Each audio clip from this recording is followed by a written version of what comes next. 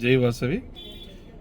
ఈరోజు అమరజీవి పొట్టి శ్రీరాములు గారి 125వ జయంతి సందర్భంగా ఈరోజు కోయలకుంట్ల వాసవి కనకా పరమేశ్వరి దేవస్థానం నందు పొట్టి శ్రీరాములకి ఘనంగా నివాళులు అర్పించడం జరిగింది. నిజంగా పొట్టి శ్రీరాములు గారు మన ఆంధ్ర రాష్ట్రం అవతరణ ఎలా తెచ్చాడంటే, ఏ మనిషికి ఎవ్వరు కూడా హింస కాకుండా, హింస లేకోకుండా, దౌర్జన్యాలు, స్ట్రైక్లు, బంధులు లేకోకుండా 58 రోజులు నిరాహార దీక్ష చేసి తెలుగు రాష్ట్రాన్ని, మన ఉమ్మడి రాష్ట్రం మద్రాసు రాష్ట్రంలో ఉన్నప్పుడు ఒక్కడు ఏకఛత్రాధిపత్యంగా అతను నిరాహార దీక్ష చేస్తూ మనకు స్వేచ్ఛావాయువులు తెలుగు రాష్ట్రం విధంగా తేవడం జరిగింది, ఆంధ్ర రాష్ట్రం తేవడం జరిగింది. ఒక రాష్ట్రం విడతీయాలంటే మన కంటి ముందరే జరిగిన తెలంగాణ రాష్ట్రం చూసే మీరు ఉంటారు.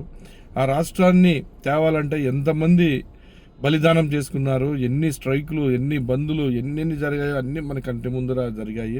280 మంది చనిపోవడం జరిగింది, ఎన్నో అల్లర్లు జరగడం జరిగింది. ఆ విధంగా ఒక రాష్ట్రం విడిపోవాలంటే చాలా కష్టం. ఆ విధంగా మన ఆరవైశ్య ముద్దుబిడ్డ పొట్టి శ్రీరాములు గారు ఆయన ప్రాణాన్ని తెగించి 58 రోజులు నిరాహార దీక్ష చేసిన తర్వాత కులమతాలు అందరూ స్పందించి ఆయన చనిపోయిన తర్వాత ఆంధ్ర రాష్ట్రం రావడం జరిగింది. ఆ విధంగా ఒక ఆర్యవైశ్య ముద్దుబిడ్డ శాంతియుతంగా ఎవ్వరికీ హింస లేకుండా ఒక్కడు పోరాడి మనకు తెలుగు రాష్ట్రం తెచ్చినందుకు ఒక వయసులకే కాదు ఈ రాష్ట్రం తెచ్చింది, అన్ని కులాల వారికి రాష్ట్రం తెచ్చాడు.